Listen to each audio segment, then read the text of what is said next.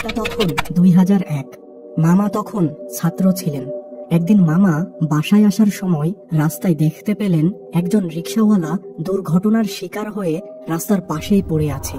মামা তার দিকে দ্রুত এগিয়ে গেলেন এবং বুঝতে পারলেন লোকটির অবস্থা খুব খারাপ, এখনই তাকে হাসপাতালে নিয়ে যাওয়া প্রয়োজন।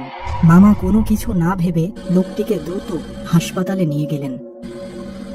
লোকটির অবস্থা ভীষণ খারাপ থাকায় তাকে দ্রুত জরুরি বিভাগে নিয়ে যাওয়া হলো। হাসপাতালে যাওয়ার সময় মামা তার কাছ থেকে তার বাসার ঠিকানা জানতে পেরেছিলেন। লোকটির আসল বাড়ি হলো চাঁদগ্রাম। জীবিকার সন্ধানে সে এই শহরে রিক্সা চালাতো।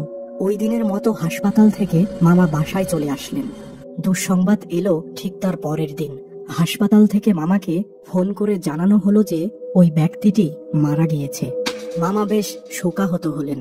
মামা তার মানবিকতা ও দায়িত্ববোধ থেকেই লোকটির ব্যাপারে কিছুটা সন্ধান করলেন, কিন্তু তিনি যা জানতে পারলেন তাতে তিনি বেশ অবাক হলেন। এই শহরে লোকটির আপন আত্মীয় কেউই নেই, তিনি একাই থাকতেন। মামা সিদ্ধান্ত নিলেন ওই লোকটির মৃতদেহ তার নিজের জন্মস্থান চাঁদগ্রামে পৌঁছে দেবেন। এরপর মামা তার এলাকার একটি ছোট ভাইকে সঙ্গে নিয়ে একটি অ্যাম্বুলেন্স ভাড়া করলেন। সমস্ত কাগজপত্রের কাজ শেষ করে হাসপাতাল থেকে লাশটি নিয়ে বের হতেই মাগরিবের আজান দিয়ে দিল। অ্যাম্বুলেন্স ছুটে চলেছে মানিকগঞ্জ মহাসড়ক দিয়ে। পাটুয়ারি ফেরিঘাট যাওয়ার পর বেশ কিছু সময় ফেরির জন্য অপেক্ষা করতে হলো। ফেরি পার হয়ে নদীর ওই পার পর্যন্ত পৌঁছাতে রাত 8টা বেজে গেল। রাতের এই নির্জন রাস্তায় অ্যাম্বুলেন্স বেশ গতিতে ছুটতে শুরু করলো। এত সময় পর্যন্ত মামাদের সাথে তেমন কোনো অস্বাভাবিক ঘটনা ঘটেনি, কিন্তু এই নির্জন রাস্তায় হঠাৎ গাড়িটির যেন ওজন বেড়ে গেল, যার ফলে মামাদের কেমন একটা বাড়তি চাপ অনুভূত হচ্ছিল।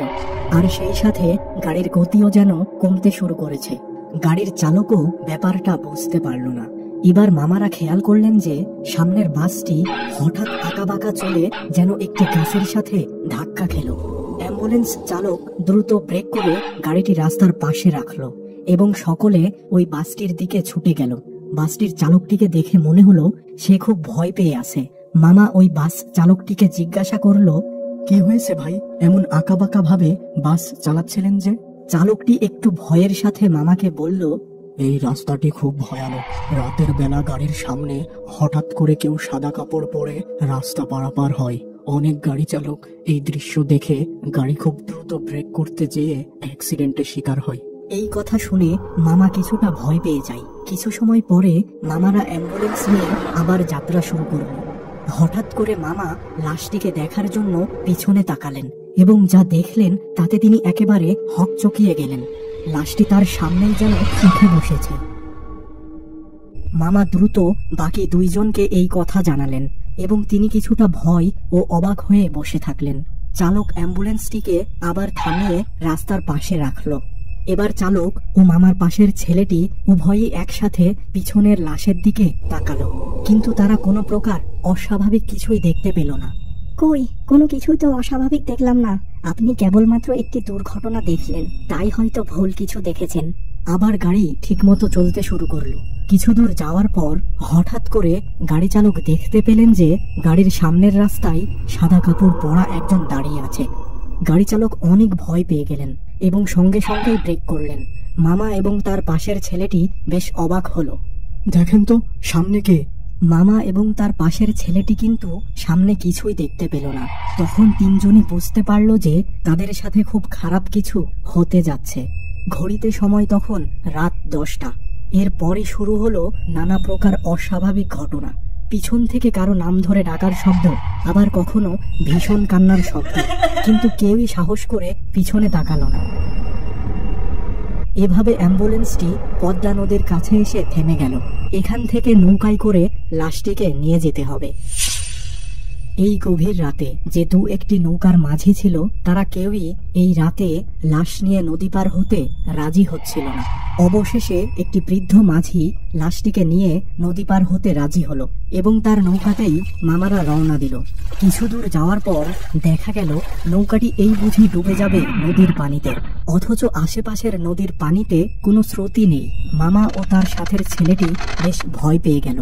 মাঝ নদীতে নৌকা আসতেই কিছু সবুজ আলো নৌকাটিকে ঘিরে ফেলল। বৃদ্ধ নৌকার মাঝি বলল, আপনারা বেশি বেশি দোয়া দরুদ পড়ুন।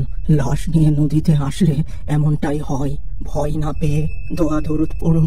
আনুমানিক 1 ঘন্টা পর নদী থেকে নৌকাটি একটি খালে চলে আসলো। খাল দিয়ে কিছুক্ষণ যাওয়ার পর নৌকাটি আবার হেলতে দুলতে শুরু করলো। মামা ভাবলেন এবার হয়তো নৌকাটি ডুবেই যাবে, কিন্তু শেষে কোনো এক অপশক্তির প্রভাবে ঠিক পাড়ে আসার আগ মুহূর্তে নৌকাটি অল্প পানিতে উল্টে গেল। অনেক কষ্টে লাশটিকে টেনে পানি থেকে উপরে তোলা হলো। আপনারা কি কিছু বুঝতে পারছেন? এই লাশটিকে নেওয়ার জন্যই খারাপ জিনগুলো আমাদের নৌকাকে ঘিরে ধরছিল।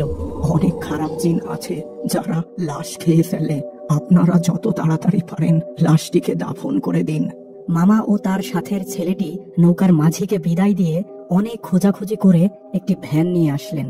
ভ্যান চালক সহ তারা 3 জন অনেক কষ্টে লাশটিকে ভ্যানে উঠালেন। লাশ তোলার সময় মনে হচ্ছিল যেন মাটির নিচ থেকে কোনো অদৃশ্য শক্তি লাশটিকে টানছে। চাঁদগ্রামের ঠিকানা মতো ভ্যান চালক আমাদেরকে নিয়ে চলল। সে বলল 30 মিনিটের মধ্যেই আমরা পৌঁছে যাব। এবার লোকালয় ছেড়ে নির্জন রাস্তা দিয়ে ভ্যানটি চলা শুরু করলো।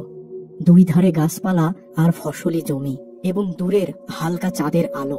লাশ সঙ্গে থাকাই মামার কাছে আশেপাশের পরিবেশটি ভুতুড়ে লাগতে শুরু করলো। হঠাৎ করে আবার আগের মতো সকলের শরীর ভার হতে শুরু করলো। ভ্যান চালক আর যেন ভ্যান চালাতেই পারতেছিলেন না।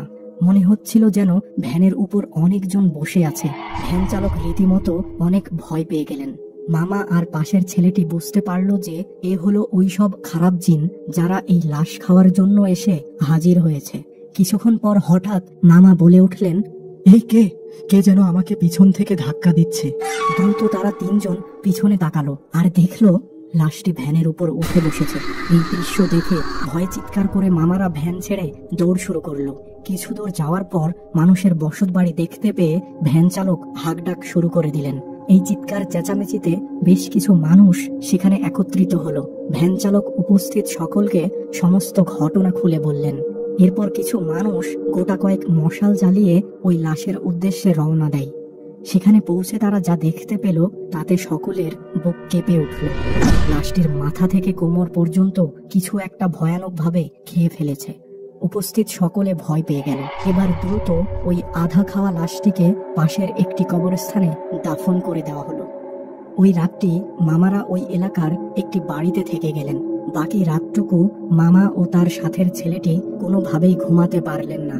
কেউ একজন বাহির থেকে যেন তাদের নাম ধরে ডাকছে। ভয়ে ভয়ে রাতটি জেগেই পার করলেন তারা। পরের দিন সকালেই মামারা মানিকগঞ্জের উদ্দেশ্যে রওনা দিয়েছিলেন, কিন্তু তাদের মনে একটাই আফসোস ছিল যে তারা ওই রিকশাওয়ালার মৃতদেহটিকে তার পরিবারের কাছে শেষ পর্যন্ত পৌঁছাতে পারল না।